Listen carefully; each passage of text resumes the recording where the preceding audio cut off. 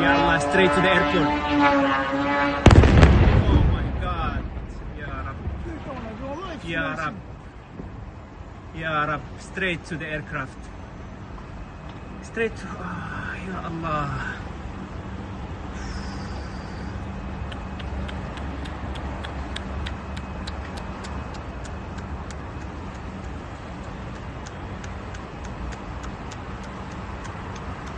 Did it hit the aircraft? No, it hit next to us here actually. Je pense, yeah. Breaking news. Explosions have rocked Dubai, flights have been disrupted, and Dubai International Airport, one of the busiest airports on earth, is now at the center of one of the most alarming moments of this entire conflict. Early reporting and viral posts use different wording, but the confirmed picture is already serious enough. Iran's attacks and the fallout from interceptions disrupted Dubai, damaged airport operations, and forced one of the world's most important travel hubs into crisis mode. Reuters reported that Dubai International sustained damage during Iran's attacks, while AP reported airport suspensions and shelter-in-place alerts after explosions in Dubai. And that is why this story feels so different. Because Dubai is not supposed to look like this. Dubai is supposed to be the city that keeps moving no matter what happens in the region. The place of non-stop flights, luxury towers, business deals, tourists, and global confidence. But once blasts are being heard over Dubai and airport operations are being thrown into chaos, that image starts collapsing in real time. Reuters reported witnesses heard loud blasts over Dubai and that the wider conflict has severely disrupted aviation across the Gulf. Now, it is important to be careful with the exact language because social media move faster than the verified reporting. Some posts claimed a direct drone strike on Dubai International Airport itself. Some reports described airport damage during Iran's attacks.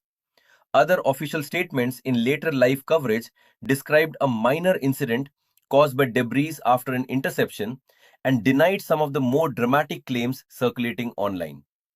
So the safest and most accurate way to say it is this.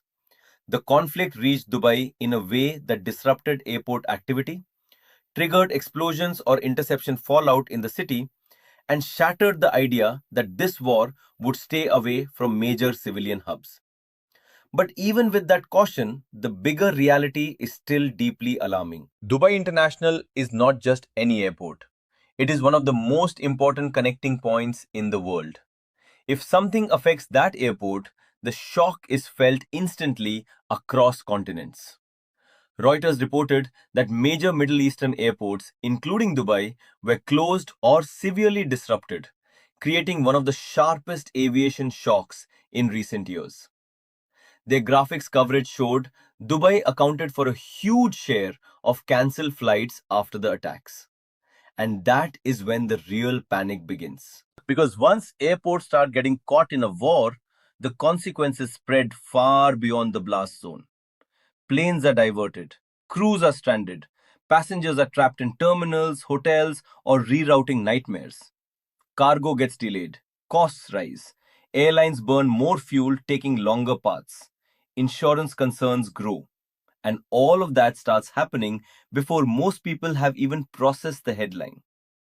Reuters reported that pilots are now dealing with missiles, drones, and rising stress in Middle Eastern airspace, while limited flight resumptions still face major uncertainty. And this is why the visuals from Dubai hit so hard. When people hear about an attack near a remote base or a distant border area, it feels strategic. It feels removed. But when the words Dubai airport, explosions, and flights suspended start appearing together, it feels personal and immediate. Millions of people have passed through that airport. Millions know it as a symbol of order, money, travel, and stability. So when war imagery gets attached to Dubai International, the psychological effect is enormous. AP reported confusion among stranded travelers, while Reuters described the broad scale of travel disruption spreading through the region. And then you get to the bigger issue hiding underneath all of this. This is not just about one city or one airport. It is about what happens when a regional war starts touching the infrastructure that holds global life together. Airports, airspace, shipping lanes, energy hubs. These are the systems that make the modern world feel stable. And once those systems start getting disrupted, the conflict stops looking contained. It starts looking like a regional breakdown with global consequences. Reuters reported that the conflict has already caused thousands of flight cancellations and one of the worst aviation disruptions the region has seen in years. That is why this moment matters so much. Even if some early clips were mislabeled, even if some headlines were too dramatic, even if the exact point of impact is still debated in parts of the coverage, the central fact is not in doubt. Dubai was shaken, airport operations were affected, and the war has now crossed a psychological line. A place that symbolized distance from the battlefield has been pulled into the story. And once that line is crossed, governments lose the ability to pretend this is still somebody else's problem. Because people do not just see an explosion, they see vulnerability. They see airspace panic. They see one of the world's safest feeling cities suddenly dealing with the kind of fear usually reserved for conflict zones. They see planes holding in the air, flights suspended, and passengers waiting for answers while the region becomes harder to read by the hour. So, yes, people will keep arguing over the exact phrase. Was it a direct drone hit? Was it damage from the broader attack? Was it falling debris after an interception? Those details matter and they should be reported carefully. But the broader truth is already clear. Dubai was not untouched. Dubai International was not insulated. And the fantasy that this conflict could keep burning in the background while major civilian hubs carried on as normal has already been broken. And that is what makes this more than just another breaking news clip. It is a warning that the map of danger is expanding. A warning that airports and civilian centers are no longer safely outside the story.